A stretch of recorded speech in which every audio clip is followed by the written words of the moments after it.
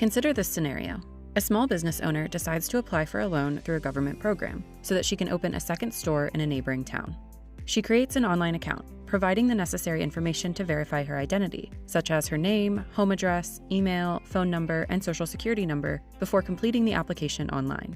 Eventually, she gets the loan because that's the kind of success story the loan program was intended to support.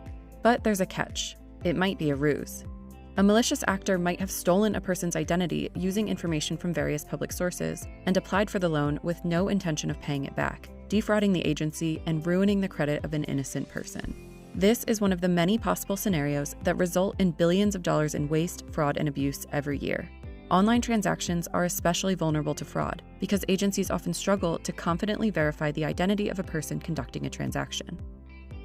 So identity is essential to mission and service delivery across the government and across every sector in our digital economy. Paramount to that is understanding the first time that someone is going to present themselves online or really establish their identity, you want to make sure that it is, in effect, the right person. So when we're talking about identity verification and we're talking about how it plays a role in fraud, waste, and abuse, it really is the essential linchpin to unlocking what is every single downstream transaction or engagement in an online mechanism or means for the public.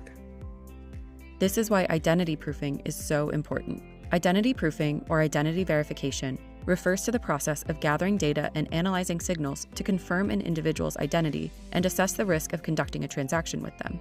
Many individuals have extensive digital trails, making it easy to verify their identities with a high level of confidence. But think about younger individuals who are newer to the digital economy, or individuals with limited financial resources or internet access. Their digital trails might be scarce. In such cases, agencies often end up conducting lengthy manual reviews, or even just declining the transactions entirely. To assess the effectiveness of your identity proofing system, consider 3 core metrics. First, time to approval. What is the time lag between when an individual first arrives at a website and when they can access the digital service? This is not just about delivering a good experience, but about providing people with the services they need as quickly as possible. Second is fraud capture. Do you have visibility into the activities of nation-states or criminal organizations that are stealing identities to access benefits and services? Are you able to identify a high percentage of fraudulent transactions without impacting legitimate individuals? And third, manual review. What percentage of identity verifications cannot be handled through an automated process? Manual reviews not only delay the services, but waste staff resources. The same is true if your existing process erroneously flags a lot of applicants as potentially fraudulent. There's a cost to the organization. Not only is there a cost to the organization, it's a cost to the person.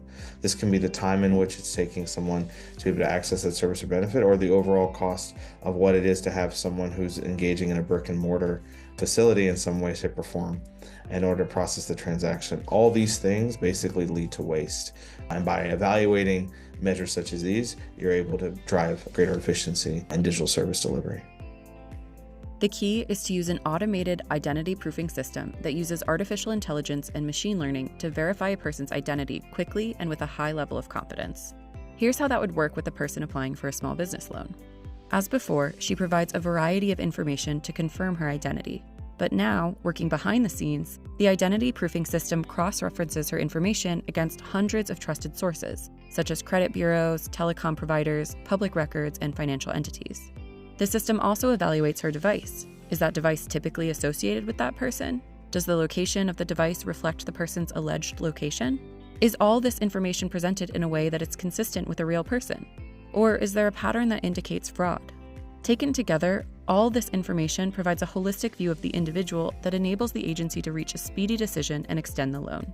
According to Socure, identity verification is achievable for up to 98% of individuals across all ages and demographics, providing near-instant decisions for those transactions. Simultaneously, it's also possible to capture up to 90% of attempted identity-related fraud for the riskiest transactions, and to reduce false positives by 13-fold.